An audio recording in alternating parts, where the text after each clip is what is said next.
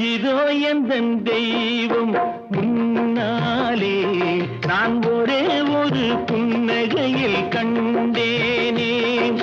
பாசமுள்ள பார்வையிலே கடவுள் வாழ்கிறான், அவன் கருணையுள்ள நெஞ்சினிலே கோயில் கொள்கிறான். பாசமுள்ள பார்வையிலே கடவுள் வாழ்கிறான், அவன் கருணையுள்ள நெஞ்சினிலே கோயில் கொள்கிறான்.